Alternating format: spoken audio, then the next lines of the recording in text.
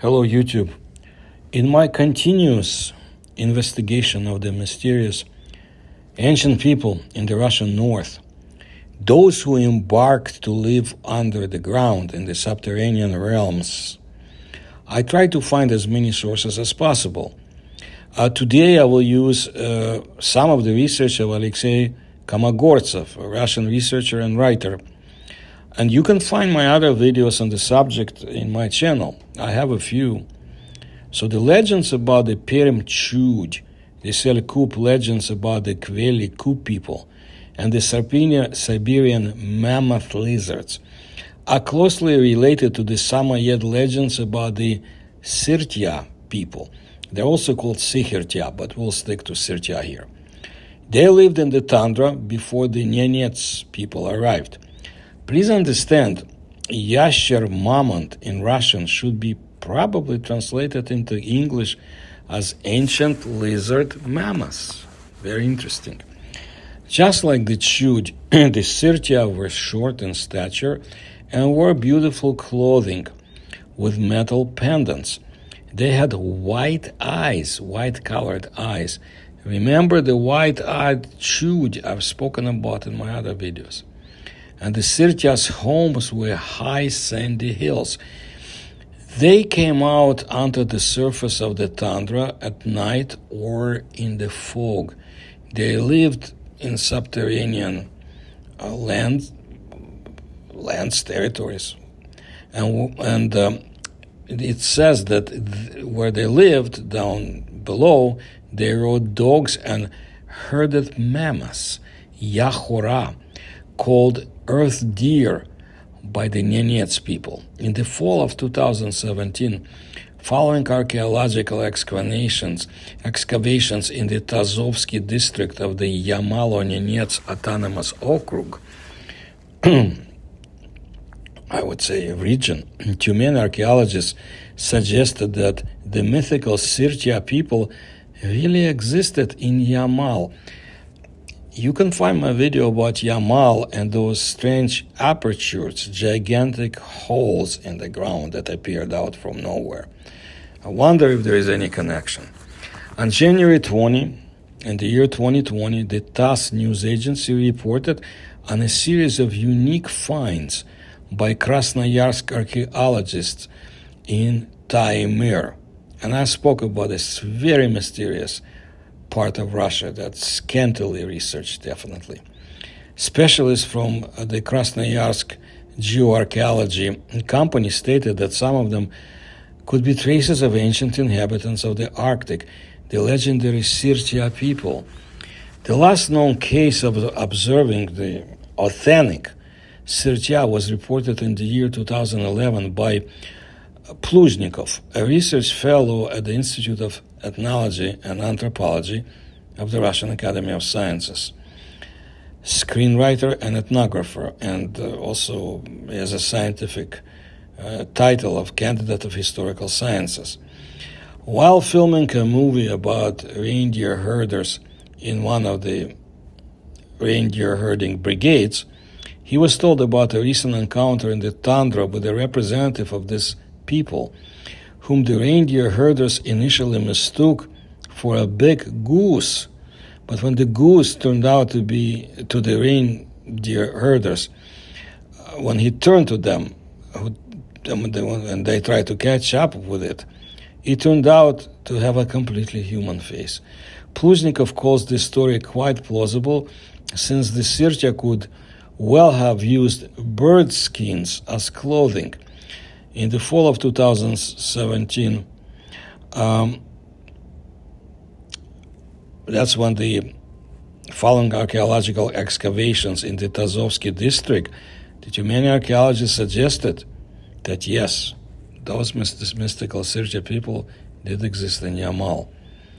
Expedition participant Alexander Tkachov said in an interview with the Yamal Region State Television and Radio Broadcasting Company the following: "I am sure that the legend of the Sikhirtya has a full basis, and that the Nenets population groups really encountered some local archaic people who lived here.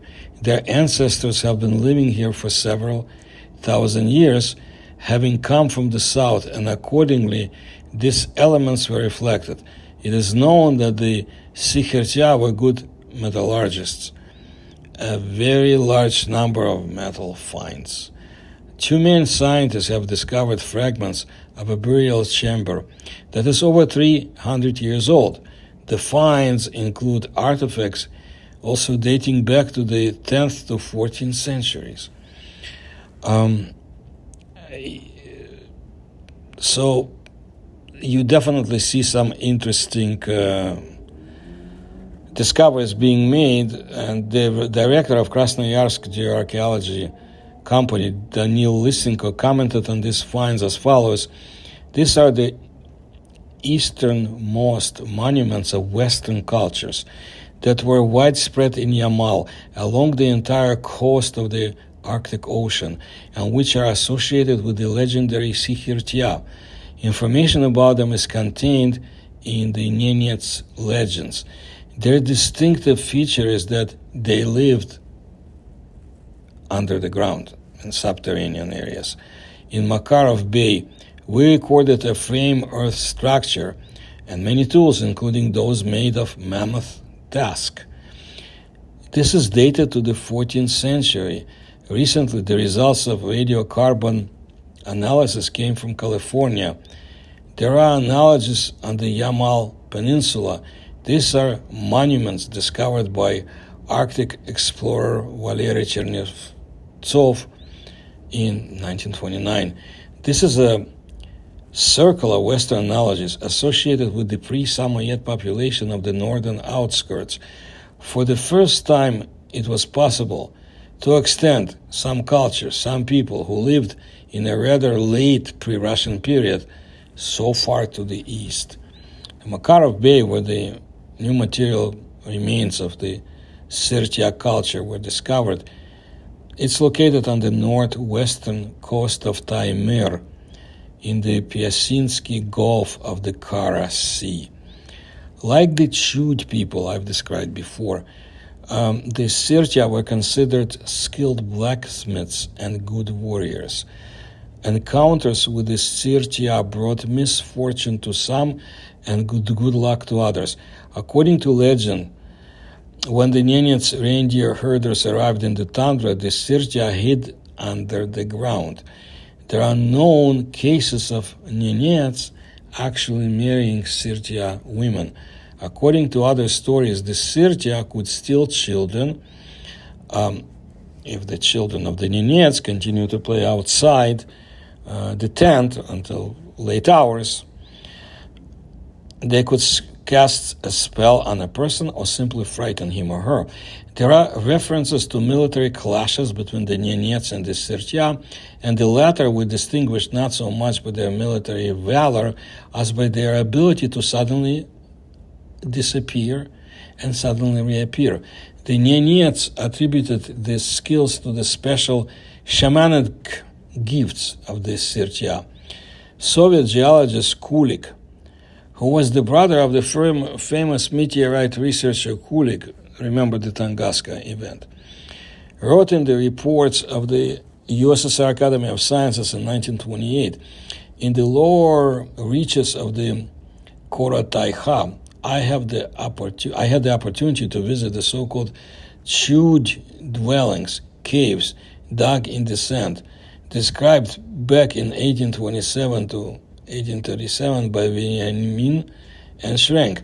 I found them in a slightly altered form or shape. The same strength of the sand surface is indicated by numerous finds on the Yarei of abundant remains of Neolithic men in the form of flint tools and fragments of pottery, which lie almost on the surface of the sand areas and are barely covered by a thin layer of sand.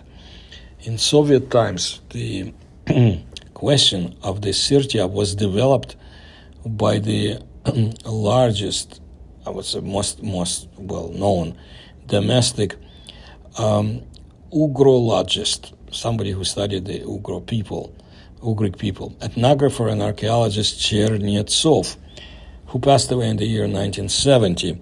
According to the legends, he published the Nenets who came to the Yamal met a population that lived on the coast in earthen houses. This is very interesting. And hunted sea animals. These were the Sirtya who did not know reindeer herding, with whom the Nenets had to fight and sometimes even marry. In particular, there is a documented testimony of the Nenets clan of Venong. Their ancestors on the Yamal repeatedly entered into battles with the Sirtya, and during periods of truce they traded with them. Moreover, one of the women at one time married a Sirtya. Whether she was happy or not, it doesn't stay, but this is what happened. The Nenets were convinced that the last Sirtya, 4 to 6 generations before our time, were encountered here and there in the northern Yamal and then finally disappeared. Having visited the Yamal area, Chernetsov not only collected various legends about the Sirtya, but also discovered quite material monuments of this most ancient culture. 4th century before Common Era, 2nd century Common Era. Left more by the Sirtya than by the later Nenets. The main archaeological work on the Ust-Palu area was started by the Soviet ethnographer and archaeologist Andrianov, who lived a very short life, but I'll explain. In the years 1935-1936, one of the creators of the theoretical foundations of Soviet archaeology, Ravdovnikas, wrote at the end of 1935 to his colleague, professor of the University of Helsinki and chairman of their Finnish Archaeological Society, Talgren. Our young employee Adrianov brought amazing things from the excavations that he carried out in the summer on the Ob River, 4 kilometers from Abdorsk. About 7,000 items, including more than 1,500 bone items of absolutely exceptional artistic merit. These are various kinds of decorations, combs, probably shamanic images, etc. The carving technique is exceptionally high. The style is very curious. Many images, animals, deer, birds, very close in style to Scythian art. On the other hand, there are many close in styles and subjects to the Permian and Transural things of the first millennium Common Era. In particular, bone spoons are close to the metal spoons of the Podcheremsky treasure, etc. I am writing this to you under fresh impressions because I have just seen these things. This is literally a world discovery. In terms of artistic merit, these finds are not inferior to Pazyryk or any Scythian burial mound. It is not clear from which monument they come. Andrianov considers it a settlement, but the things are too good for the cultural layer of a simple settlement. Perhaps this is a sacrificial place. Only 300 square meters have been excavated. Meanwhile, it extends over more than 2,000 square meters. The chronology, judging by the metal objects, chuj, plaques, beads, is the first half of the first millennium Common Era. This news will be very interesting for you in connection with the main topics of your scientific works. Based on the materials of the 1935 expedition, Adrianov managed to publish only short articles and notes announcing to the scientific world his discovery of a rich original Ust-Palu culture in Yamal, which he dated to the early Iron Age, 4th century before Common Era, 2nd century Common Era. Adrianov was on the threshold of important scientific generalizations and discoveries, but he did not have time to make a full scientific description of the results of the 1936 expedition, and implement his research plans. On November 6, 1936, he was arrested by the NKVD, that's how KGB was called then, secret police, on charges of committing crimes under Article 58, Paragraph 8, Terrorist Act, and Paragraph 11, Organized Counter-Revolutionary Activity of the Criminal Code of the Russian Soviet Federal Socialist Republic. And he was an active participant in the counter-revolutionary Trotsky-Zinoviev terrorist organization that committed the murder of Sergei Kirov. On December 19, 1936, a visiting session of the military collegium of the Supreme Court of the USSR sentenced him to capital punishment, and the sentence was carried out on the same day. This is how they killed archaeologists, and some of my videos I explain how the Soviet socialist regime dealt with scientists too, and I am amazed. They killed a number of Egyptologists and apparently others, archaeologists too. Maybe the past is of danger to them then, just like now, if you look at such societies around the world. Anyway, Andrianov's unique collections and extensive archive are stored in the Peter the Great Museum of Anthropology and Ethnography of the Russian Academy of Sciences in St. Petersburg. Chernetsov and other specialists subsequently worked with his materials, so he's not forgotten. That's very good. I'm sure there's much more to work with. During excavations in the year 2009, the Yamal archaeological expedition discovered a unique bone sculpture depicting a seated man with his legs tucked up to his stomach and his hands folded over his knees.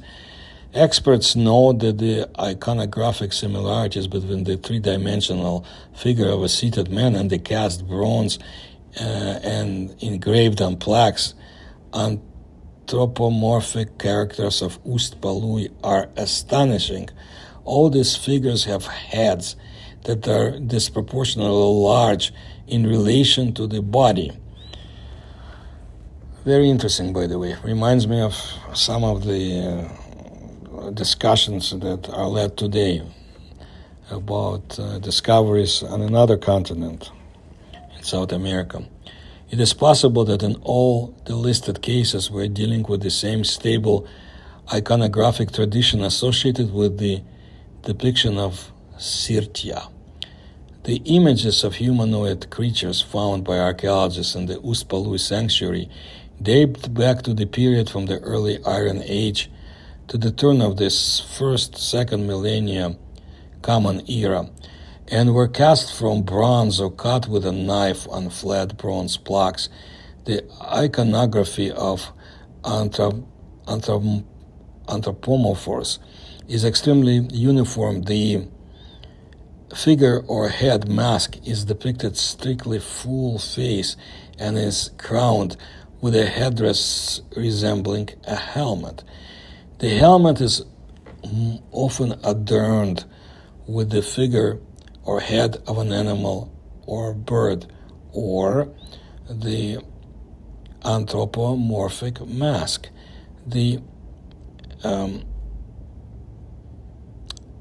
So I told you the materials they were made with. Let me see what else is important there. And this was done at the expedition in the Yamala-Ob area from the Department of Ethnography of Moscow State University, and it took place in 1961 under the leadership of the expert in Finnish-Ugric people, ethnographer and ethnologist Lashuk. He passed away in 1990. At that time, they didn't execute archaeologists anymore after Stalinist times. In Nakhodka, Lashuk expedition recorded the following tales about the aborigines of Yamal. The Sirtia are very short but stocky and strong people who lived 1,000 years ago. They differed from the Nenets in everything. They did not keep domestic reindeer, hunted wild reindeer, wore different clothing. For example, they did not have yagushkas, open front women's clothing made of reindeer skin, like the Nenets. They dressed in otter skins. One day, a large body of water appeared, flooding all the lowlands of Yamal. The Sirtia's dwellings became bowls of the elevated hills. According to another account, the Sirtia went into the hills, because with the appearance of real people, the Nenets, the former land turned its backside, having become underground inhabitants or subterranean inhabitants. The Sirtia were henceforth afraid to go out, to venture out into the daylight, which would make their eyes burst. They began to consider day as night and night as day, because only at night could they leave the hills. And even then, when the surrounding area was quiet and there were no people around. Now, there are few Sirtia left, and they come to the surface less and less often. Only a shaman can determine in which hill there are Sirtia, in which hill there's no one. As Lashuk points out, there is undoubtedly a realistic basis in these legends, and it is confirmed by the scientific data, but the legends do not provide a specific answer about the ethnicity of the Sirtia. The golden key to understanding the true meaning and origin of the name of the Chud people is the Proto-Slavic word chudo, miracle, and the related Old Russian word kudes, charms, witchcraft, from which the word kudesnik, wizard, sorcerer, comes from. Its derivatives kudesit and kudesnich have two meanings at once: to perform magic, to bewitch, and to chudit, to joke, to play pranks, to be naughty. Considering the problem of the origin of the name Chud, scientists with the last name Stepanov wrote down that the peoples who inhabited the north were perceived by Russians as tribes of sorcerers and wizards. Kudesnik is semantically close to Chud, miracles. This idea has persisted for, a very long time, as early as the 1970s, as early as 70s or 1870s. Russian Pomors, they had a spell against the Chud during a storm, since it was believed that the tribe was capable of sending a storm. The Pomors were a group of people that lived along the shores of the northern Russian seas, and I talked about them before. Even after the disappearance of the Chud, the fame of the especially strong Chud witchcraft was reflected in the Stroglov, a collection of state laws of the 16th century, which mentions certain Chud sorcerers, arbui. There are also mentions of a dashing women sorceress who knew the magic of Chud arbui. The image of the Sirtia people was no less persistent and general in people's memory. Even at the end of the 19th century, the Nenets used human sacrifices associated with the mysterious inhabitants of the hills. The Samoyeds were convinced that if you presented one with a human head, he would certainly, one of those creatures that lived in the subterranean worlds, he would certainly send a rich trade to you. However, the murders were carried out secretly, since the criminals could very well be handed over to justice by other Samoyeds, so it wasn't easy to present a human head. During the process of Christianization, the old cult sites associated with Sirtia on the mainland of in the Bolshezemelskaya tundra on Timani and the Kanin Peninsula were destroyed. But as it turned out, the Nenets still managed to preserve some sanctuaries, hiding them from the missionaries. For example, on Vaigach Island, a sacred island of the indigenous people of the north, the Nenets, Samoyeds, call it Hebidyaya, holy. By the way, in my continuous investigation of the mysterious ancient people in the Russian north, I described this this island quite a lot. So what I wanted to add is that the idols were moved from the northern part of the island to the interior of the island and safely hidden in the mountains. I believe they're called in modernity Bolshaya Bolvanskaya mountain. This is just some of the accounts about those strange subterranean people who dwelt down below and could maintain the contact with the upper worlds. And whatever proof I had, I put in my other videos. And you can find them, like I said, in my channel. I'll continue to bring you more stories about them. I just wanted to bring information from different sources. You need a comprehensive, continuous research, and I'm sure we'll find out more about the Taimyr areas, Yamal, and other parts of the Russian north, and maybe not only the Russian north. And maybe one day contact will be reestablished. So please stay tuned for more on my videos about the Chud and Sirtia and other paranormal phenomena of the Russian north and the Urals and Central Asia and Siberia and so forth. And if you like my research, please support me through the links you'll find in the description to this channel. Please tell others about my work. Please like my videos. Thank you.